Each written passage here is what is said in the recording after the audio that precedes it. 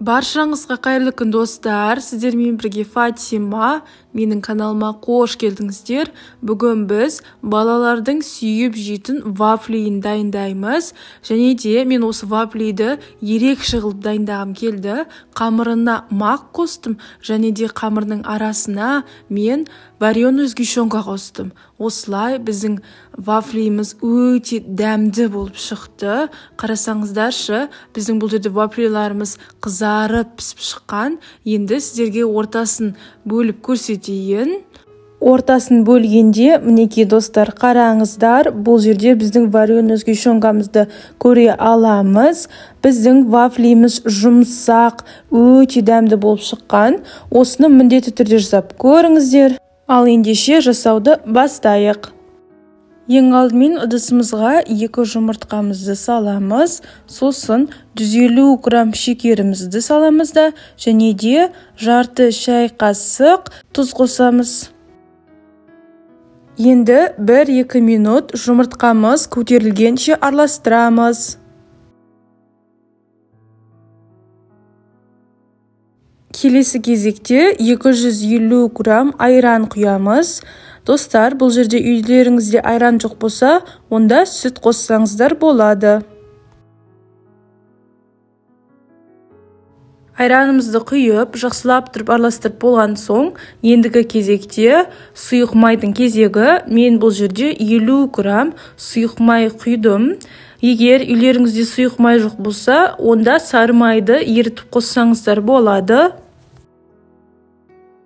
Ал енді ұнның кезегі. Мен бұл жерде барлығы 220 грамм ұн қолдандым. Ұнды міндетті түрде илектен өткізіп болған соң, сосын 50 грамм жүгері крахмалын қосамыз, және де 1 шай қасық қопсытқыш қосып, жақсылап тұрып араластырамыз. Бұл жерде біздің қамырымыз қоймалжың, біркелкі қамыр шығуы қажет. Енді қамырымызға 1 ас қасық мақ қосамыз.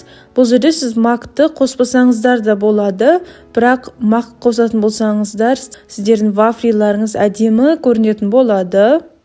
Мінекей достар, біздің вафлиіміздің қамыры дайын болды. Осы қамырдан менде 8 штук вафли шықты.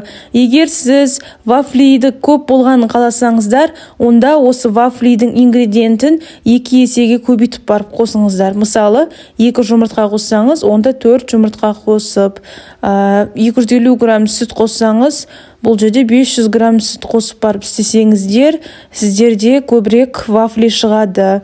Ал енді осы біздің ыдысымызды бірінші қыздырып аламыз. Сосын жарты қасық қамыр құямыз. Сосын барып 1 ас қасық вареный сгущенка құямыз да, үстін қайтадан осылай қамырбен жауып шығамыз. Достар, негізі сіздер бұл жерде вареный сгущенканың орнына варенье немесе нутелла қоссаңыздар болады. Ол өз қалауларыңызда. Мен осы вафлиді 1,5 минут пісірдім. Мінекей мына шетте таймер қойдым. Қараңыздар, таймеріміз бітті. Енді сіздерге вафлиді көрсетейін. Мінекей қызарып пісіп шықты.